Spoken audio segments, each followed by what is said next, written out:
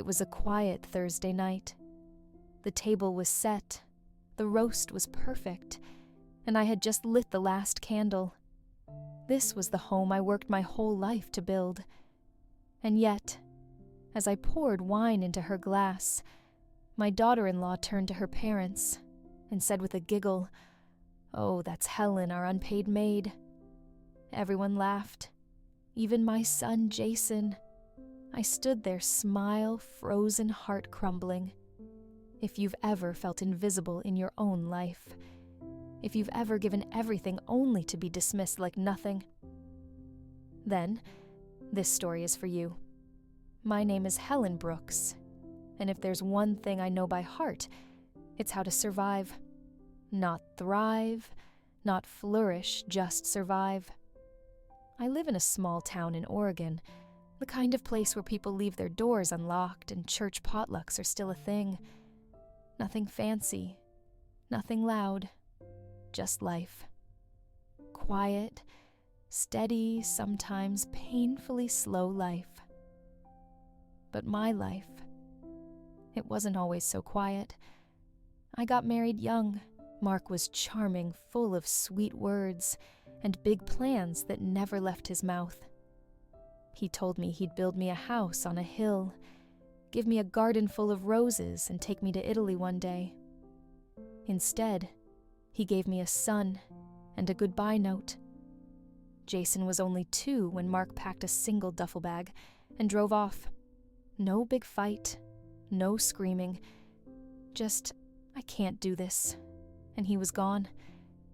I didn't have the luxury of falling apart. I had a toddler to feed, rent to pay, and no college degree to fall back on. So I got to work. I picked up a night shift cleaning rooms at the Pioneer Motel, 12 rooms per night, bleach sore hands, aching knees. In the mornings, I shelved groceries at Miller's Market, smiling at customers like I didn't just mop vomit at 3 a.m. the night before. Sleep. That was a luxury. I lived on caffeine hope and whatever snacks Jason left on his plate. The years blurred. Jason grew fast. Too fast. One moment I was tying his shoes, the next I was standing in line at Walmart, trying to buy him a second-hand suit for prom. I missed field trips, teacher conferences, birthday parties. Not because I didn't care, but because I was working. Always working. I told myself it was worth it, that every extra hour was another brick in the life I was building for him. My parents helped when they could. They weren't rich by any means, farm folk, simple people, but they loved Jason. When they passed, all they left behind was a small sum from the sale of their land. Most would have used that money to retire early, maybe take a cruise. I used it as a down payment for the house. A modest 3-bedroom with creaky floors, peeling wallpaper, and a garden that desperately needed love. But it was mine. Ours. I wanted Jason to grow up in a place that felt permanent. He did well. Graduated high school, went to community college, got a business certificate. I was proud. He brought home his girlfriend Courtney, and for a moment I thought maybe I could finally breathe. Courtney was pretty smart, with the kind of ambition that fills up a room. She hugged me the first time we met, complimented my lasagna, and asked about my flower beds. I liked her. Truly, I did. When Jason said they were getting married, I cried. Not because I was losing my little boy, but because it felt like a new beginning, a family again. They couldn't afford a place of their own right away, so I told them to move in. "This house has enough love to share," I said. At first it was nice. I cooked for them, did their laundry, even gave them the master bedroom. I took the smaller one, told them I liked being closer to the kitchen. It was a lie, but that's what mothers do. We lie for love. When Courtney lost her job at the tech company, I told her not to worry. "We'll figure it out," I said. when they started their own business, some online life coaching hybrid that sounded more like vibes than actual work. I offered them the basement as their office space. I even let them use my old desktop. It's slow, I joked, but it gets the job done. They never paid rent. I never asked. I covered the groceries, the utilities, even their dog's vet bills when he swallowed a sock. I did it all because I thought that's what family does. But slowly, Courtney started changing. She began making comments about how I hovered, how I didn't get it. She once told me I didn't understand modern relationships because I grew up in the time of casseroles and codependency. She laughed when I asked if they had health insurance. When I suggested they save money for a rainy day, she said, "Helen, we're manifesting abundance, not hoarding it." Jason didn't defend me. If anything, he echoed her tone.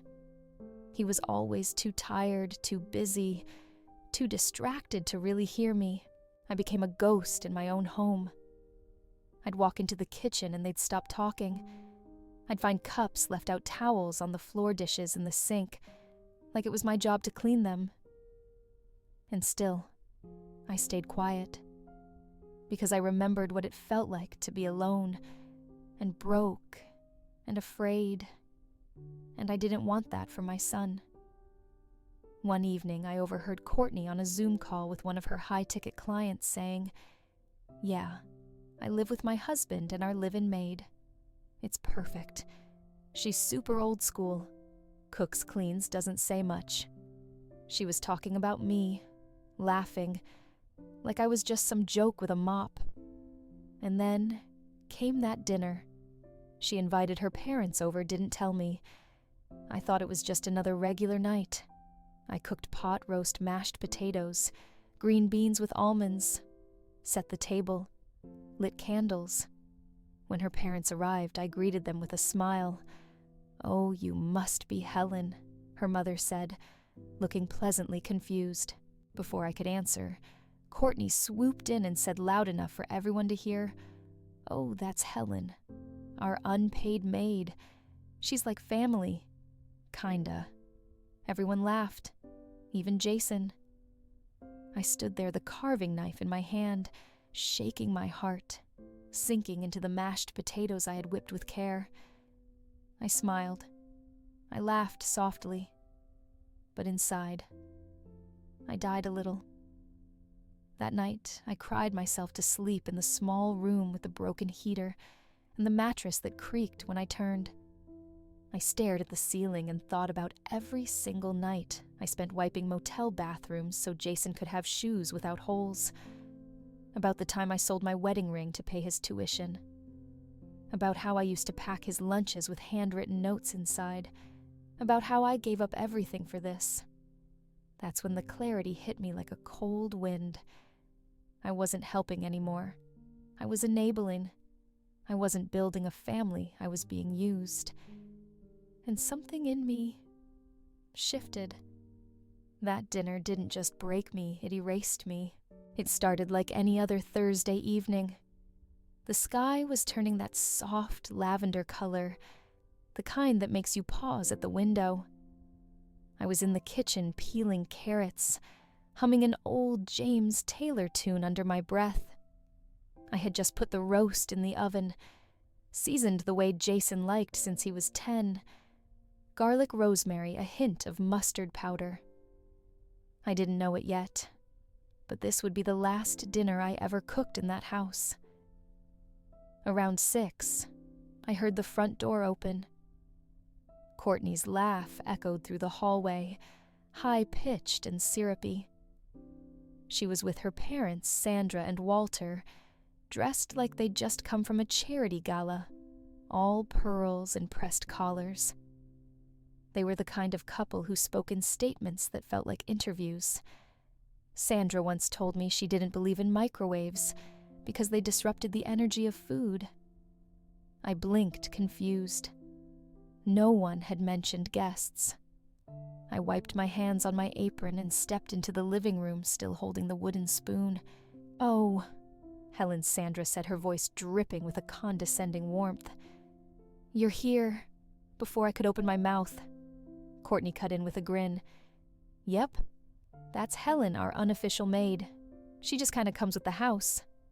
The room exploded in laughter, Jason included. I smiled. I had to. My face knew the motion even when my heart forgot the reason. I returned to the kitchen, the spoon trembling in my hand. I stirred the gravy, even though it didn't need stirring. I blinked fast to keep the tears from falling into the pot. I focused on the simmer, the sizzle, the hiss, anything to drown out the sound of my own humiliation. They didn't ask me to join them at the table. There were only 4 place settings. I wasn't one of them. I heard clinks of wine glasses, forks, scraping china, and conversations that danced around growth strategies, luxury retreats, and manifesting wealth. Courtney bragged about their business. "It's all about energy alignment," she said. "People pay us thousands for a weekend of coaching and soul work." Sandra nodded, impressed. "And this house is just lovely. So much light." "Yes," Courtney purred. "And we're lucky Helen takes care of everything. It's like having a built-in helper. She's a bit old-fashioned, but sweet." I stood in the kitchen, staring at my reflection in the microwave door. I looked tired, older than my 62 years. There was mashed potato on my sleeve, and a burn mark from where I brushed the oven rack. I used to think those were marks of love, evidence of care. Now they looked like badges of servitude. After dinner, I cleared the dishes. No one offered to help. Jason gave me a half smile, the kind you give to someone handing you a hotel keycard. Detached, polite, hollow. In the sink, the water turned cloudy with grease and soap. I scrubbed silently, while Courtney showed her parents the upstairs. I heard her voice floating down the hallway. "We'll probably renovate the master bathroom next. I mean, once the business scales up, we'll have more flexibility. We'll renovate our bathroom. I bought that house with my parents' inheritance. Paid every mortgage check with hands blistered from motel bleach. But now, they spoke like it was theirs. Like I was just part of the package deal Maid included. That night, I couldn't sleep. I lay in bed listening to the faint hum of their laughter through the vents. My room was cold. The space heater had been broken for 2 months. I'd offered to fix it myself, but Courtney said, "Why don't we just close that room off? No one really uses it." I did. I stared at the ceiling fan, counting the rotations until they blurred. My mind replayed every moment. Courtney's smirk. Jason's silence, the way Sandra looked at me, like I was the hired help who'd overstayed her welcome. I wanted to scream, to pack up and leave right then. But I didn't. Not yet. Because something inside me was growing quiet, deliberate. Not anger, not sadness, something else. Clarity, resolve. The slow, burning realization that I was done begging for respect in a home I had built with my bare hands. The morning after that dinner felt colder than usual. Maybe it was the weather. Maybe it was me. I woke up before the sun quietly like I'd done 1,000 times before. Except this time, I didn't head to the kitchen. I didn't start the coffee. I didn't make breakfast. I just sat on the edge of the bed listening to the silence. It was a different kind of silence. Not peaceful, hollow. The kind of silence that follows an earthquake when everything looks the same but nothing is. I stood up, grabbed my purse. No luggage, no goodbyes. I walked past the hall, where Jason's baby photos still hung on the walls. Photos I had framed, dusted, cherished. I paused only once in the living room, where Courtney's designer throw blankets were draped across my couch. The couch I bought secondhand 15 years ago. but that they now claimed as theirs. The bowl of keys sat on the counter right where I left them last night. It was almost poetic, every metal piece symbolizing a door I had once opened for them. The front door to shelter, the back door to freedom, the mailbox to responsibility, the shed where I stored holiday lights and gardening tools, all of it my life in metal and rust. I picked up the ring of keys, walked to the table, set them down without a word.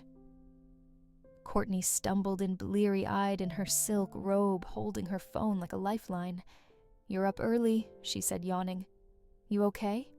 I looked her in the eyes and said it so quietly she almost missed it. "I'm leaving." She blinked, leaving where I smiled. Not out of joy, out of finality. Away. She laughed a dry little scoff. "Wait, are you serious? What about the bills? What about breakfast?" I pushed the keys closer to her and said the 6 words I'd been waiting my whole life to say. "Good luck with the mortgage, Courtney." I turned and walked out the door. She called after me, but I didn't look back. I didn't need to. The air outside felt different, sharper, cleaner. For the first time in years, I wasn't walking to a job or an errand or a favor. I was walking away. From everything and everyone. I didn't have a plan. I didn't have a destination. But I knew I couldn't stay. Not one more second in that house where I was a ghost with a mop, a relic in an apron, a punchline over pot roast. I walked for hours, letting the cold seep into my bones. I passed the school Jason used to attend, the park where we flew kites on Easter, the diner where I once worked the morning shift and used my tips to buy him birthday cake mix. Eventually, I found myself at the edge of town, standing in front of a sagging duplex I hadn't seen in years. My Aunt Ruth's place. She had left it to me before she passed a modest 2-unit fixer-upper that no one wanted. I'd always told myself I'd renovate it one day, maybe turn it into a rental. But like most dreams of single mothers, it got pushed aside for laundry and utility bills and emergency dental visits. The front steps creaked as I climbed them. I pushed the door open, half expecting cobwebs to slap me in the face, but it wasn't haunted. Just quiet, dusty, a little sad, like me. I dropped my purse on the floor, sat on the nearest armchair threadbare, and leaning and exhaled. It was the first time in decades I had sat down in my own space without being interrupted, needed, or spoken over.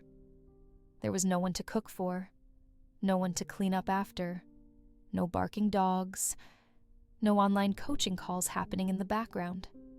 Just me. I spent that entire day in silence. No TV, no radio. Just the sound of wind outside and the creak of wood settling beneath me. I didn't know what I'd do next. I didn't know how I'd pay for groceries or how long I could stay before the town noticed I'd disappeared. But for the first time in a long, long time, I didn't care. That night, I boiled water on the old stove, made toast, sat at the table and ate slowly like it mattered. No one criticized my cooking. No one rolled their eyes. No one asked for oat milk or kale. And when I finally crawled into bed, Aunt Ruth's old guest bed with the worn quilt and the pillow that smelled like lavender and dust, I let out a breath I didn't realize I'd been holding for 20 years. I didn't cry. I didn't smile. I just slept. And in that sleep, for the first time in years, I dreamed of peace. It was on a rainy Thursday afternoon when I found the box. I was organizing one of the back closets in Aunt Ruth's old duplex, a space so forgotten the dust had texture. I wasn't looking for anything. Maybe just something to do. Something to distract me from the quiet hum of loneliness that had followed me like a shadow since I left. The closet was crammed with boxes, yellowing newspapers, old knitting projects. I pulled one box down from the top shelf light but sealed tight. On the lid, written in fading ink, was my name, Helen. My stomach tightened. Ruth had never told me she left me anything. Not money, not advice. But this felt different. I sat cross-legged on the dusty hardwood floor, heart pounding like I was opening a letter from the past that knew too much. Inside the box were neatly organized papers, hospital records, birth documents, a faded envelope with a rubber band around it. The first paper I unfolded stopped my heart cold. St. Mary's Regional Medical Center, September 3rd, 1984, my son's birthday. I kept reading. Confusion became suspicion, then terror. A transfer form with a mismatched infant code. A labor record for a mother who wasn't me. Another form titled Patient Discharge Summary, Neonatal. The name Jason Brooks. But next to it in pen a Scribble C. Carter file. Then came the envelope. I undid the rubber band, unfolded the yellowed letterhead, and my hands began to shake. DNA test. Maternity evaluation subject. A Helen Brooks subject. B. Jason Brooks. Result. 0% probability of maternity. My vision blurred. I blinked hard, convinced I'd read it wrong. But it was there. Unmistakable. Undeniable. I wasn't Jason's biological mother. A lifetime of diapers, homework, birthday cakes. Bloody knees whispered lullabies. And none of it was built on blood. I sat frozen on the floor, surrounded by the ghosts of my own life. The air felt too heavy to breathe. My mouth went dry. My mind raced through memories Jason as a baby, with eyes that never quite matched mine, the subtle ways we were different. But I never questioned it. I never needed to. Love never asked for DNA. And yet, this wasn't just about biology. This was about truth. I dug deeper into the box hands, trembling like I was digging through my own grave. Another birth certificate surfaced. Different baby, same hospital, same date. A different name, Andrew Carter. My knees went weak. Attached to the certificate was a photo clipped from a newspaper article. A man in his 30s standing proudly in front of a bookstore called Carter's Books. The caption read, "Andrew Carter opens new independent bookstore downtown." I brought the photo closer to my face. His eyes, his mouth, something in his posture. There was a familiarity that bypassed logic and hit me straight in the soul. I touched his face with my fingers, half expecting him to move. Andrew, my son. I don't remember standing up. I don't remember cleaning the papers or putting the box away. I just remember sitting in the kitchen an hour later, staring at a cold cup of tea, while the weight of everything crushed down like wet snow. Jason wasn't mine. Andrew was. And all this time, while I was cooking for people who mocked me, folding towels for a woman who sneered at my kindness, my real son had been here, in the same town, breathing the same air. I didn't tell anyone. Who would I tell? I didn't want pity. I didn't want drama. I wanted answers. And more than that, I wanted peace. The next morning, I found myself standing outside Carter's Books. I had Googled the address twice, checked it on a map, doubted myself. But there it was, tucked between a florist and a cafe. The windows were lined with staff picks and seasonal displays. Inside, it looked warm, inviting. I hesitated before opening the door. He was there, behind the counter, helping a customer find a poetry collection. His voice was soft, patient, his movements calm. He smiled not just politely, but warmly, with a kind of peace I hadn't seen in years. He wore a navy sweater, and when he reached for the register, I caught a glimpse of his hands. They looked like mine, strong, tired, capable. I didn't speak to him. Not that day. I just browsed the shelves with trembling hands, picked up a used copy of Tuesdays with Maury, and paid in cash. He looked me in the eyes, smiled, and said, "Hope you enjoy it." I nodded and mumbled thank you. That night I cried, not because I was sad, but because some part of me that had been hollow for years felt suddenly full. I went back the next day, and the next. I became a regular, sat in the corner with coffee pretending to read while I studied him, his gestures, his laugh, the way he spoke to people like they mattered. Andrew was everything I hoped a son of mine could be. He treated the homeless man who came in on Tuesdays with the same respect as the professor who ordered rare volumes from Europe. He noticed when the delivery guy looked tired and offered him a bottle of water. He hugged his staff after closing. And still, he didn't know me. Not really. But I started to know him. Slowly, gently, like learning a language. We chatted. First about books, then about tea, then about life in Oregon, about his store, about the weather. Never anything personal. Never anything heavy, but it was something. I didn't tell him. Not yet. I couldn't. How do you tell someone their life was built on a hospital's mistake? How do you say I'm your mother to a grown man who already has one? So I waited. And in that waiting, I began to heal. The bookstore became my sanctuary. Every morning I'd walk the 5 blocks from Aunt Ruth's duplex to Carter's Books, a quiet rhythm I hadn't realized I needed. Some days I'd sit for an hour. Others, the whole afternoon would slip by while I sat in the corner chair near the poetry section, flipping pages I didn't read. I wasn't there for the stories in the books. I was there for the one unfolding quietly before me. Andrew had no idea who I was.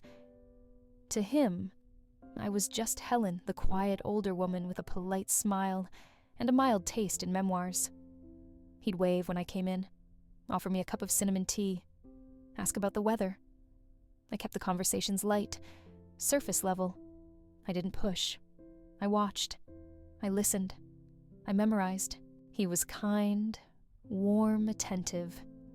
He remembered his regulars' names and their reading habits, and even which scone they liked best from the bakery down the street. There was a gentleness in him, a groundedness I hadn't seen in Jason for years. And while I spent my days around books and soft jazz and the scent of cedar shelves, my nights were a different story. When the sky went dark, I opened a different kind of chapter, the one I had been too blind to see all these years. It started small. I Googled Jason and Courtney's business, Elevate 360, all buzzwords and air. Their website was glossy, full of filtered photos and testimonial quotes from people I had a hard time believing were real. They changed my life. Best money I've ever spent. I'm manifesting abundance now. All the right phrases, none of the substance. They ran virtual retreats, charged thousands for weekend seminars, and bragged online about earning 6 figures while sleeping. But something was off. I cross-checked a few of the so-called clients on LinkedIn. Most didn't exist.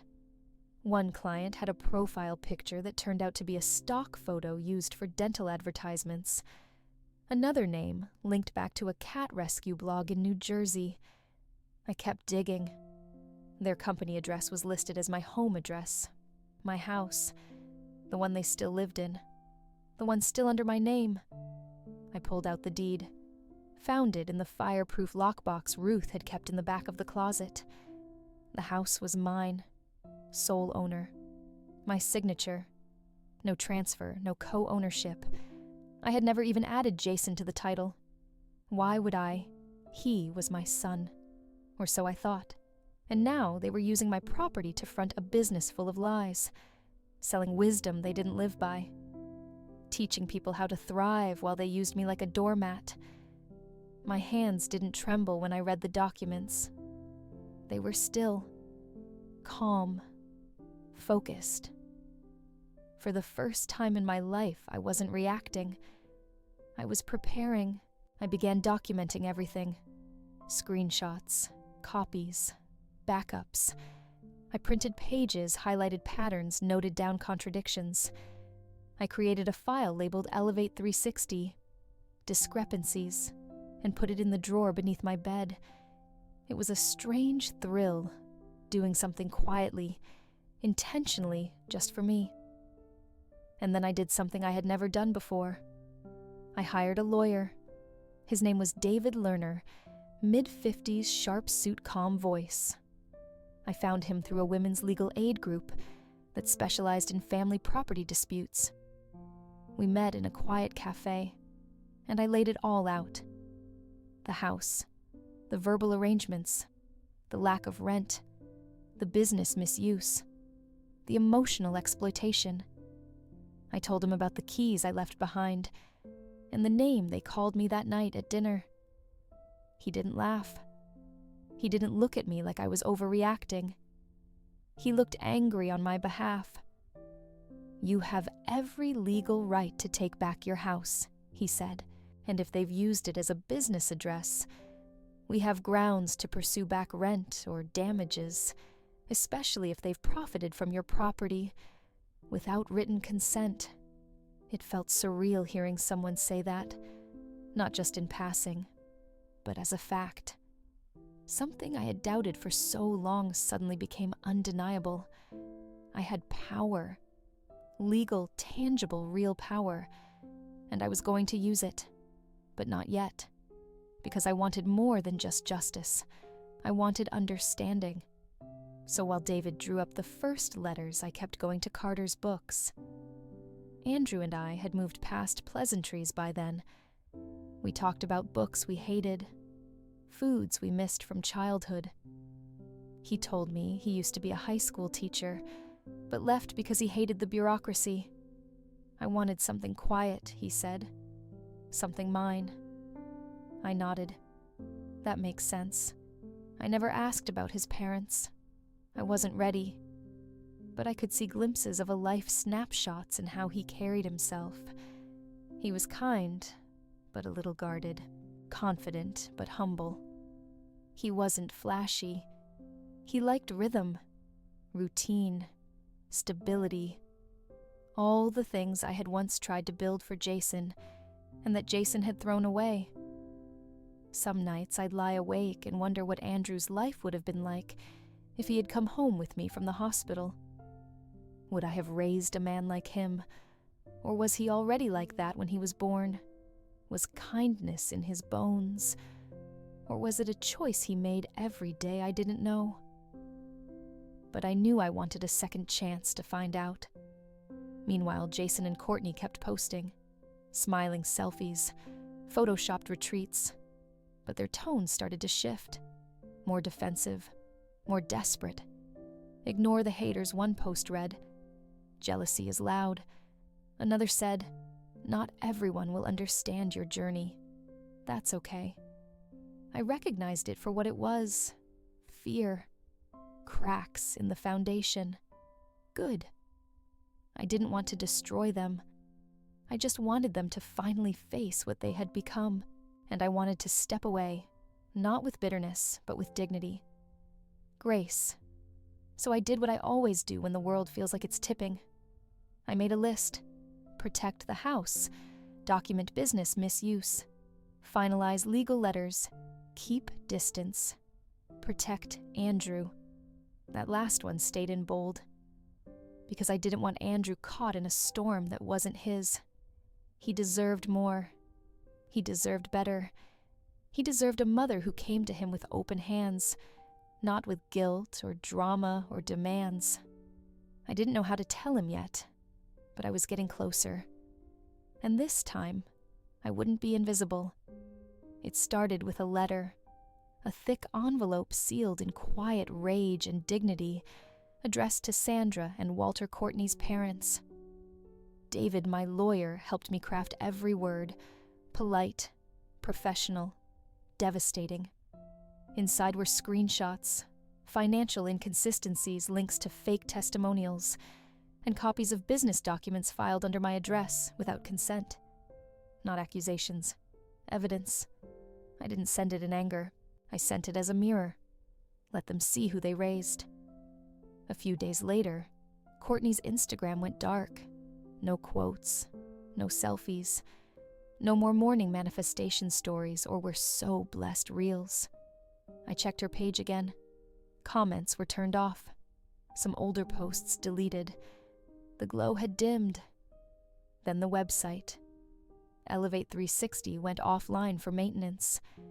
The countdown timer to their next empowerment weekend disappeared. The client group chat on Facebook archived. I didn't have to do anything else. Once the truth cracked the surface, the pressure collapsed from the inside. I kept going to Carter's books as if nothing had changed. I didn't need to brag. I didn't need to scream. Let silence do the talking. Then the calls started. Jason called 5 times, left 3 voicemails, all versions of the same frantic tune, "Mom, we need to talk. Please call me. It's urgent." I didn't answer. I didn't even listen to them in full. Courtney texted once, just one sentence. "Did you do this?" I stared at it for a long time before deleting it. I spent that evening in my reading chair, a blanket over my legs, sipping peppermint tea. Across town, their empire of curated lies was unraveling. Their email list was unsubscribing. Their brand sponsorships dropping off. Their collaborations ghosting them. And all I did was tell the truth. No shouting, no revenge plot. Just facts. The world did the rest. For once, I didn't feel like the maid in someone else's story. I felt like the author. It was a gray Saturday morning when Jason showed up. I knew he would. Not because he loved me, not because he missed me, but because he had run out of options. I watched him through the slats of the living room blinds as he stood at the front step of Ruth's duplex. His coat was wrinkled, his shoes muddy. There were bags under his eyes that hadn't been there the last time I saw him. He looked older, not just tired, shaken, like a man whose world had finally stopped spinning and left him stranded. I didn't rush to the door. I let him knock a second time, a third. When I finally opened it, I didn't speak. I just stepped aside and let him in. He walked past me like someone returning to a childhood home, not sure if they were welcome. He looked around confused. "This place. I didn't know you were living here." I nodded. "You never asked." He sat on the edge of the couch, hands clasped like a schoolboy about to be scolded. I remained standing, arms crossed. I don't even know where to start," he muttered. I said nothing, just waited. He ran a hand through his hair. "Courtney's parents. They cut us off. Said we've embarrassed them. Our business, our accounts." He swallowed. "It's falling apart. Everything's falling apart." I let the silence stretch. Finally, he looked up at me. "Did you do this?" I tilted my head slightly. "What exactly did I do, Jason?" "You know," he snapped.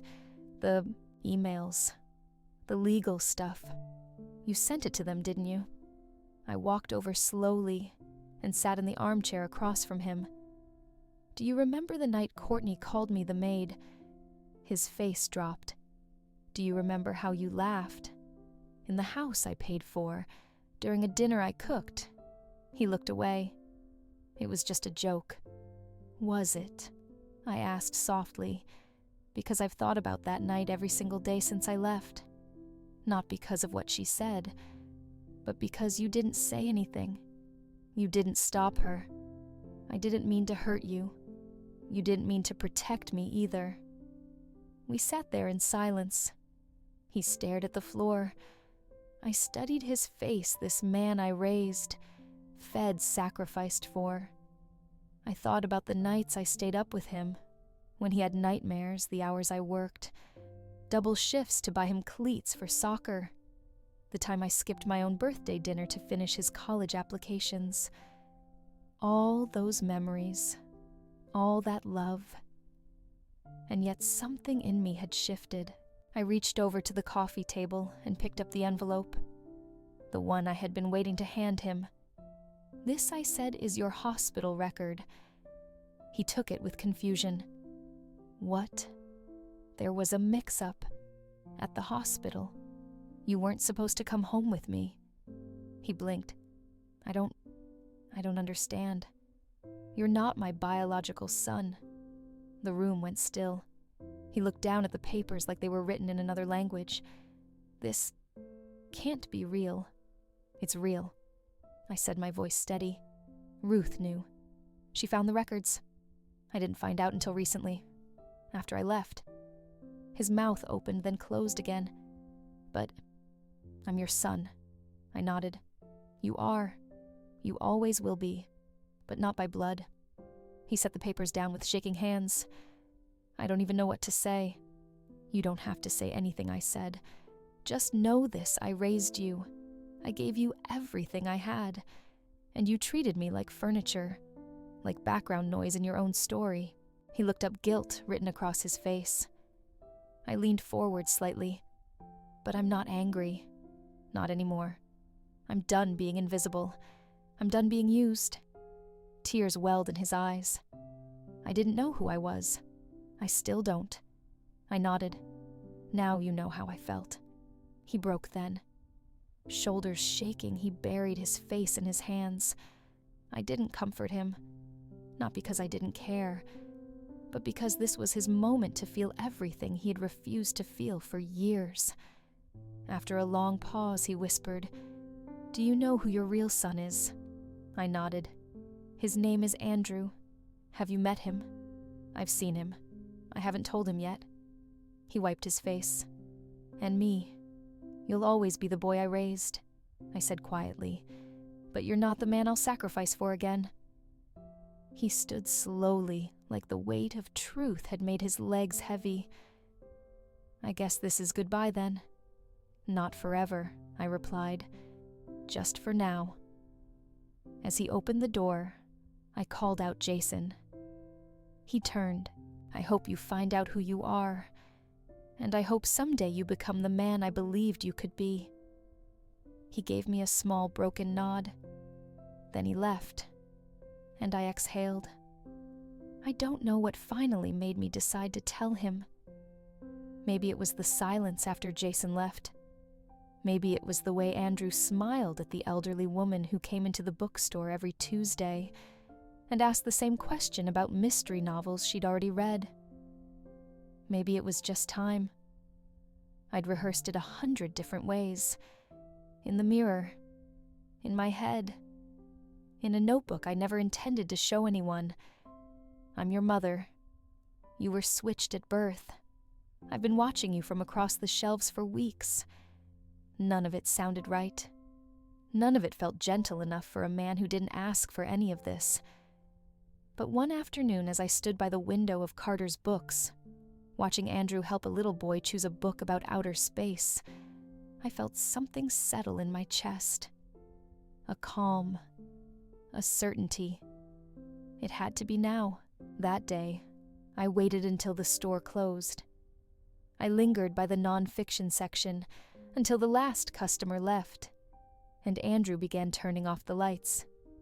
He was humming to himself, a quiet tune off key, but familiar somehow. He looked up and smiled when he saw me still sitting there. "You outlasted the jazz playlist today," he joked. I smiled. "Do you have a minute?" He nodded, motioned toward the little staff break room in the back. "Of course. Coffee." I shook my head. "No, thank you. I need to talk to you. And I need you to let me finish before you say anything. Can you do that?" He looked concerned, but he nodded. "Okay." I sat at the small table by the window. He sat across from me, folding his hands on the table. I took a deep breath. 39 years ago, on September 3rd, 1984, I gave birth at St. Mary's Regional Medical. I had a son, or I thought I did. His name was Jason. I raised him alone. I loved him. I gave him everything. But recently, I discovered something. A mistake. A switch at the hospital. Jason isn't my biological son. Andrew's eyes narrowed, but he didn't interrupt. I continued. I found documents, medical records, a DNA test, and a name Andrew Carter, born the same day, same hospital, switched, with my child, with you. The silence that followed felt endless. He blinked, once, twice, then sat back in his chair, his mouth parting slightly. You think I'm your son? No, I said, my voice trembling. I know you are. He stared at the table, then at his hands, then at me. How long have you known? Not long, I said honestly, but I've been coming here every day because I needed to see you, to know if it was real, if it was true. And what do you want now? He asked, voice low. Why are you telling me this? It was a fair question, one I had asked myself 100 times. I looked at him, really looked at him. The lines around his eyes, the quiet intensity in his gaze, the stillness that seemed to live in his bones. I'm not here to take anything from you, I said. Not your history, not your life, not your parents. I wanted you to know. I needed you to know the truth, because I don't want to leave this world hiding it. And maybe, if you're open to it, we can begin something, slowly, as strangers, as friends, or maybe eventually as something more. He was quiet for a long time. I could see the conflict in his face, shock, disbelief, maybe even anger, and I didn't blame him. Then softly he asked, Do you have proof? I reached into my purse and handed him the folder, the birth certificates, the DNA test, the article his bookstore had been featured in, used as a marker in the paper trail. He flipped through the pages slowly, carefully. His jaw tightened, but he didn't speak. When he reached the end, he set the folder down and looked at me. My mom, Nancy. She died 5 years ago. Cancer. My dad left when I was 12. I was raised by her mostly. I'm sorry, I whispered. He nodded. She was a good mom. I don't want to erase that. I don't want to either. He leaned back in his chair. So what now? I don't know, I said honestly. I just wanted to give you the choice. To know me. To ask questions. Or not. I'll respect whatever you decide. He looked out the window at the street lamps flickering on. Then quietly he asked, Do you want to come in tomorrow, before we open? We could talk more. Tears sprang to my eyes before I could stop them. Yes, I said. I'd like that. He gave me a small, tentative smile. Let's go slow, but I'm curious. I can do slow, I said, laughing through the tears. He stood. I stood with him, and for a moment we just looked at each other, two strangers connected by biology, by accident, by 39 years of missed birthdays and parallel lives. Then gently he reached out and touched my shoulder. It wasn't a hug. Not yet. But it was something. And that night, when I walked home under the amber glow of the streetlights, the wind biting at my cheeks, I didn't feel cold. I didn't feel alone. I felt found. I never imagined starting over at 62. When people say that phrase, starting over, it usually sounds like a marketing slogan. A fresh haircut. A new apartment. Something cute and manageable. But my version of starting over, it came with court documents, broken relationships, and the kind of silence that only comes after a storm has flattened everything in its path. But it also came with truth. I reclaimed the house. David filed the paperwork. The judge signed the order. Jason and Courtney were given 30 days to vacate. They didn't fight it. They couldn't. The law was on my side, and this time so was I. I didn't go back right away. I let the movers handle it. I told the cleaning crew to take their time. When I finally walked through that front door again, the one I had walked out of months earlier without looking back, I stood in the foyer and let the quiet settle around me. The space felt different, not because they had lived there, but because I had changed. I was no longer the unpaid maid in someone else's castle. I was the woman who built it. And now, I was the one holding the keys literally and metaphorically. I didn't keep the house. I sold it. It wasn't out of spite. It was closure. I walked room by room, thanking the walls for the years they gave me, for the shelter, for the laughter, even for the pain. I touched the frame of Jason's old bedroom door, remembered his laughter echoing down the hall, and let it go. The offer came fast, a young couple starting their family. I liked them instantly. They reminded me of who I thought I once was. I sold it to them at a fair price and walked away without looking back. I used a portion of the money to set up something I dreamed of quietly for years, a small grant for women over 50 who needed a fresh start. Single mothers, caretakers, widows, women who gave everything and were left with nothing. I called it the Second Chapter Fund. It wasn't much, a few thousand here and there, but it was a beginning, a seed. The rest I kept simple, a modest account. No luxury vacations, no big splurges. Just enough to know I'd never again have to choose between heating and groceries. Security, stability, the things I had gone without for too long. And Andrew. He met me at the bookstore the next week, just like he said he would. We sat on the little couch in the back, reading nook, and talked for hours. About his childhood. My childhood. The books that shaped us. The foods we loved. He told me about his mother, Nancy, the woman who raised him. The woman who loved him deeply. I listened to every word with the ache of someone who had missed a whole lifetime in 5-minute memories. But I didn't feel jealous. I felt grateful. Nancy had been a good mother, and Andrew had grown into a good man. He asked me questions too about Jason, about my life, about why I never remarried. I told him the truth. I was too busy surviving to even remember what I wanted. He nodded quietly, then asked, "And what do you want now?"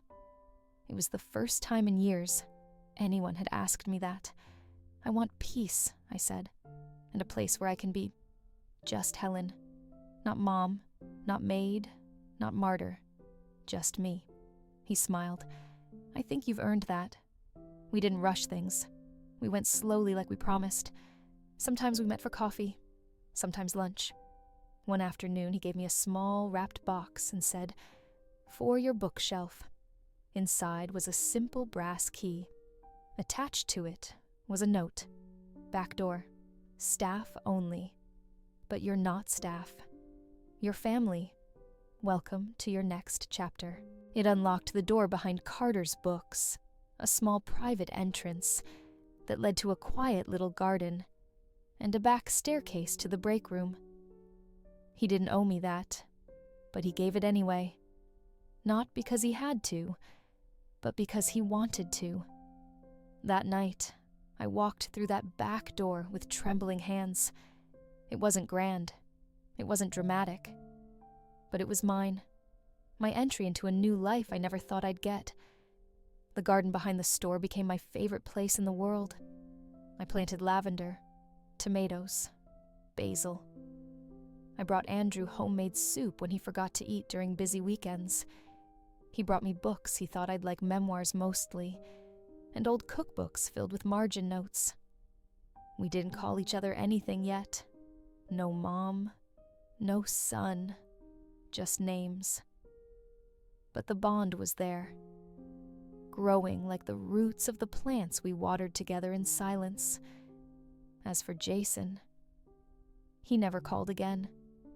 Not after that morning in the duplex, not after I placed the truth in his hands and watched the world he thought he knew collapse around him.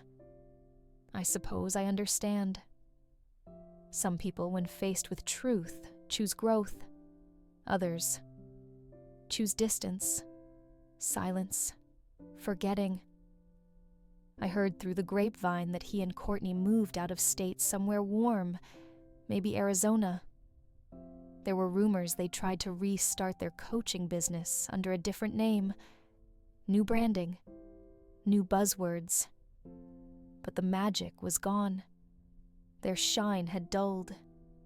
It turns out when your foundation is built on borrowed wisdom and borrowed property, it doesn't hold through the storms. I don't hate them. I don't think I ever did. Hurt, yes. Betrayed deeply. But hatred requires energy.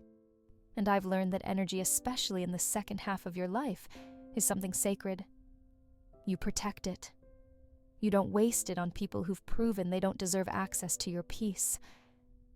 Sometimes I wonder what might have happened if Jason had called, if he'd said I'm sorry, if he'd shown up not because he needed something, but because he remembered who I was. Not just a roof over his head or a plate on his table, but a person, a woman, a mother. But he didn't. And that's silence. It spoke louder than any apology could have. I kept the voicemail he left once. Just one. Not to punish myself, but as a reminder. A single voice saying I didn't know. I don't know who I am anymore. I listen to it every few months. Then I delete it. Again. And again. It's my ritual now, letting go one choice at a time.